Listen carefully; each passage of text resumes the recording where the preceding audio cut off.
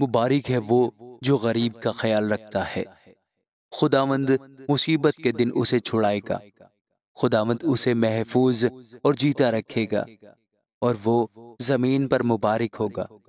تو اسے اس کے دشمنوں کی مرضی پر نہ چھوڑ، خداوند اسے بیماری کے بستر پر سنبھالے گا، تو اس کی بیماری میں اس کے پورے بستر کو ٹھیک کرتا ہے۔ میں نے کہا، اے خداوند مجھ پر رحم کر، میری جان کو شفا دے، کیونکہ میں تیرا گنہگار ہوں۔ میرے دشمن یہ کہہ کر میری برائی کرتے ہیں کہ وہ کب مرے گا اور اس کا نام کب مٹے گا۔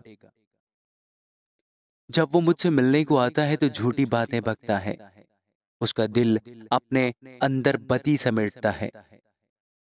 وہ باہر جا کر اس کا ذکر کرتا ہے، مجھ سے عداوت رکھنے والے سب مل کر میری غیبت کرتے ہیں۔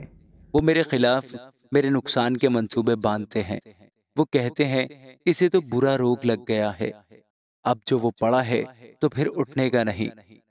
بلکہ میرے دلی دوست نے، جس پر مجھے بھروسہ تھا اور جو میری روٹی کھاتا تھا، مجھ پر لات اٹھائی ہے۔ پر تو اے خداوند مجھ پر رحم کر کے مجھے اٹھا کھڑا کر، تاکہ میں ان کو بدلہ دوں۔ اس سے میں جان گیا کہ تو مجھ سے خوش ہے، کہ میرا دشمن مجھ پر فتح نہیں پاتا۔ مجھے تو ہی میری راستی میں قیام بخشتا ہے، اور مجھے ہمیشہ اپنے حضور قائم رکھتا ہے۔ خداوند اسرائیل کا خدا ازل سے ابد تک مبارک ہو، آمین ثم آمین۔